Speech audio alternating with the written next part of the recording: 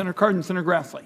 Congratulations on your appointment, and I'm sure your family and everybody that knows you is proud of the responsibilities you assume. I'm going to follow up on the very first question that Senator Crapo asked you. It's about spending the $80 billion, and it deals with a bill that Senator Thune and I introduced, the IRS Funding Accountability Act. And you said that you would make public the report that you're going to put out when you get done with it. So this bill emphasizes doing that annually, so we can compare one year with the previous year. So if confirmed, would you direct IRS to update the spending plan annually for Congress to review, regardless of whether this bill passes or not? Senator, thank you for the question. And I've worked a long time in government and seen a lot of the initiatives that you've undertaken to increase transparency and increase the integrity of the federal process. It's so essential that we build trust. And I think by sharing whatever we can share within the law with the public about our go-forward plan is going to help build the trust. I will work with this committee to figure out what the best manner in which to make this public and the frequency of it. And so anyway, I'm very much looking forward to working with you on that. I want to go to ProPublica release that they put out, and it's clear that IRS needs to do a better job safeguarding taxpayer information. General Government Accountability Office and Treasury Inspector General for Tax Administration reports identify many vulnerabilities in the IRS information system, particularly as it relates to the use of cloud systems. Just last month, GAO released another report on IRS's implementation of cloud computing that made an additional 9 recommendations. So, if confirmed, will you work to protect taxpayers' information by addressing the serious vulnerabilities identified by TIGA and GAO? Senator, I'm glad you asked that question. When I sat down to think through what are the most important factors of effective tax implementation, the very first thing I wrote down was data security and making sure that we protect taxpayer information from unauthorized disclosures. And then your point about the Taxpayer Inspector General and the Government Accountability Office, these are incredibly important voices that frequently provide recommendations to organizations like the IRS. I'll absolutely take all of those recommendations seriously. I always have. We'll work with them to make sure that we're implementing those recommendations in a way that advances more data security so taxpayers can build confidence that we're holding their data sacred.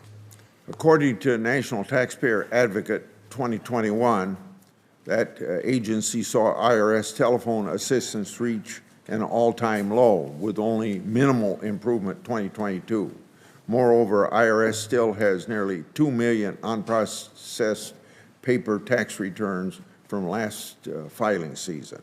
Addressing poor taxpayer service needs to be a high priority for you. However, if the nearly $80 billion in additional funding IRS has received, only $3 billion is dedicated to taxpayer service. Prior to supersizing enforcement, IRS should focus on using the $3 million for improved customer service. If confirmed, will you prioritize deploying $3 billion more than that before expanding audits and other enforcement? Senator, I appreciate the question. I think if anything's going to keep me up at night, if I'm fortunate enough to be confirmed, it's going to be what are the right efforts we can undertake to increase taxpayer service. Phone calls should be answered, questions should be resolved, and I think what's really important is that the IRS Commissioner implement the law that's been passed to the maximum impact that serves taxpayers' interests. So if there's $3 billion in increased funding for taxpayer service, and that's what Congress in its wisdom enacted, we will make sure, and I will work to make sure that those $3 billion are spent wisely and with maximum impact in improving the taxpayer experience. And my last question deals with a bill I got passed in 2005, the IRS Whistleblower Program.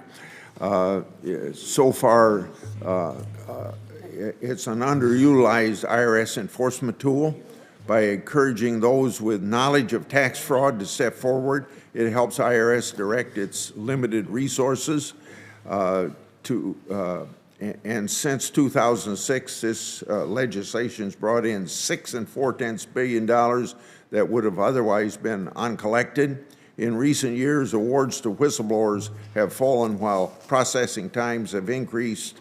The average time for processing whistleblower claims is now 11 years, and I think that's unacceptable.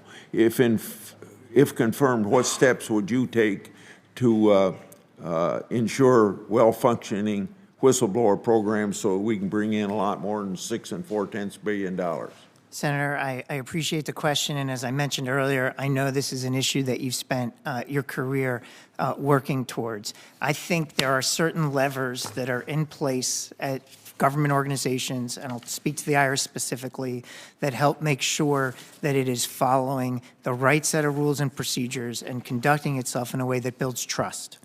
I think the Inspector General, I think GAO, and I think effective whistleblower methods or effective whistleblower functions are critical to that. I want to learn from the IRS. You mentioned some statistics that are concerning about the potential functionality of that process. I will look into it and figure out what corrective actions may be necessary to strengthen it.